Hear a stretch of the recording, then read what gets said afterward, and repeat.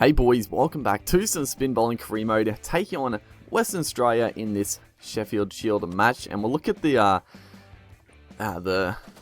standings here. For some reason, we're showing the club cricket, but there we go. We're in 4th spot. A bit of a change because I have started a new career mode. Yes, I restarted just to fix up a couple of the teams to get rid of Hastings, Remington, and also get pretty much all the. I'm pretty sure all the correct domestic and T20 and all that stuff. Unfortunately, the funniest thing. So you'll notice in this game, Western Australia are wearing their Matador Cup kits, and that was an issue I was having with South Australia as well. Fission Mailed actually commented in that video, or it would have been the video with South Australia, that he made a mistake and didn't set the defaults for a couple of the teams for their first class. And he said he updated it, so if you just re-download it, it'll be fine. But you wouldn't believe it. I must have just missed it. I must have just restarted the career mode and re-downloaded the teams literally maybe an hour before he commented that. So unbelievable, dude. It's good that he fixed it. I'm not it doesn't really bother me too much. I don't know. It might annoy some people.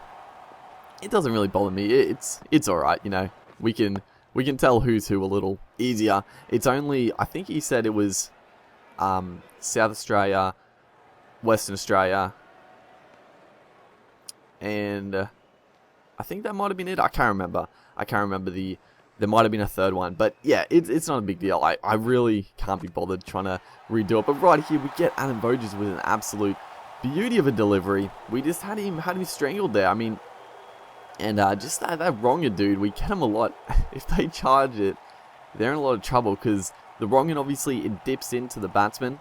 Obviously, your leggy is gonna curve away a little bit, come back into the right-handers, but the wrongin, the way it comes out of the hand, is gonna dip in, spin it away, and when they charge like that, it always just sneaks under their bat, and we pick up a big wicket. So we're starting this game off pretty well. I mean, their run rate was pretty good, but picking up those wickets, Ashton Turner, we're back here, 1 for 18 into our 7th over, 6 for 147, so we're doing some good work. I mean, we've only picked up the 1 wicket, but the rest of the bowlers putting in some good stuff. Ashton Turner is obviously the big wicket here. He's playing very nicely, 64 of 83.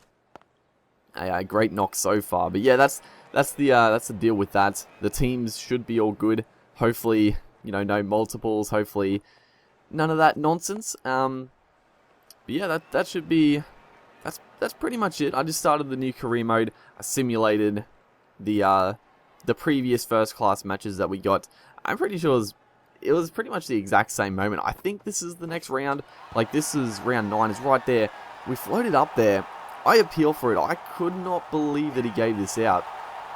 It was a wrong-in, I think. So it was straightening, but he charged it. I mean, it's a big call. It probably was going on to hit the stumps, but being that far out of your crease, it's probably a little rough, but, I think we deserve a little bit of luck in this game. Just, especially after last effort. Jeez, that was awful. It was right here, fucking Ashton Turner, the big wicket. After last game, I couldn't believe it. The point fielder, he was right there. He just didn't attack the ball. It should have been a wicket. We should have got the big wicket of Turner, so, I mean, hopefully he doesn't, put too many more runs on us. We can clean them up quickly, even besides that, and we are going to be batting. Here we come, average of 12. Obviously I simulated. The funny thing is I simulated, and I pretty much have the same exact stats as when I played them, but we finished with 2 for 45. Felden and a couple other bowlers there picking up the wickets, sharing it around, and we bowl them out for very cheaply. So a great first innings here, and we come in 3 for 91. It's a good platform. Chris Lynn once again doing well. It's good to have the partnership of Lynn and myself. Gets bat with one of my favourite players, but Mitch Marsh here bowling well, and he jams us up there, and it's taken the glove. You wouldn't believe it. It's a really good short ball. I mean, it's one of those wickets that I'm annoyed that I get out, but I look at it, I'm like, that's a nice wicket. Just a quick short one.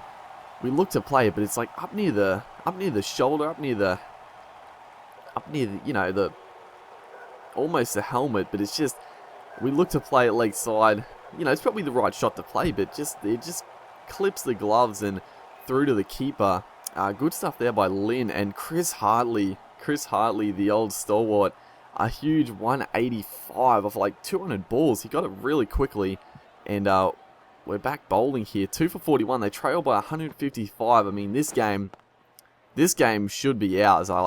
Obviously anything can happen in these games. A big partnership can turn it, but we are definitely in the box seat. So hopefully we can come in, get a few early wickets, and put the panic into the Western Australians, and you know, bowl them out before the total, or you know, have to chase a little total for victory. That's you know, either way, not too bothered with. But we're bowling to a couple of good batters in Adam Voges, Sean Marsh. I mean, Western Australia, they haven't performed well in this game, but they have a very strong batting lineup. So it's been a good effort to knock them over quickly, and also get the amount of runs that we did. You know, their bowling attack is good as well. I mean, Coultonol, Berendorf, who else have they got? Andrew Ty, I think. You know, all good bowlers. But there's a 50-run partnership, so you know, this is probably a big wicket. If we can snag one of these two, it could cause a bit of a collapse. Probably their two best batters at the crease now, and that 50-run partnership, it could easily turn into 100, 150. And the game could be gone. So, you know, we need to pick up a wicket. Right there, I thought maybe, but I think he got a pretty big inside edge, so a bit of a ambitious appeal. But into our 12th over, it's been a tough slog, honestly. Adam Voges is at 89. We have picked up a few wickets, 5 for 181. They still trail by 15, so it was a great first innings from us. But yeah, it's been a tough slog for us. I mean, we're bowling tidy, you know, not conceding too many runs, but just can't pick up the wickets. But here we go, the point fielder this time comes in, takes the catch, and that is the huge wicket. Adam Voges, 89 of 124 balls. He was getting the runs quickly and efficiently, and this one he just tries a bit too much. He goes for the big shot, but the man is out there for that, and he takes a catch. Thank God he took that catch. If he dropped that, I don't know what I would have done.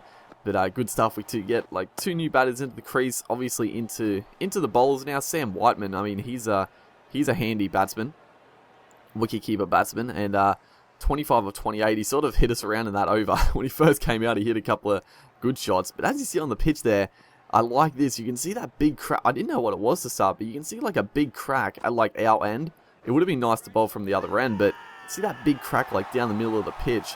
It's probably a little too full to really cause any havoc, but I do like that. Like, that obviously wasn't there at the start, so that just proves that there is definitely pitch deterioration. But here we go. We're finally going to pick up the 10th wicket. Ashton Turner, I think it was Ashton Turner, made a huge score.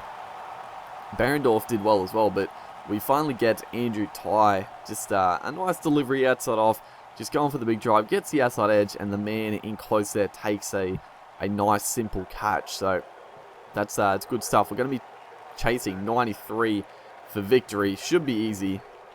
Should be easy.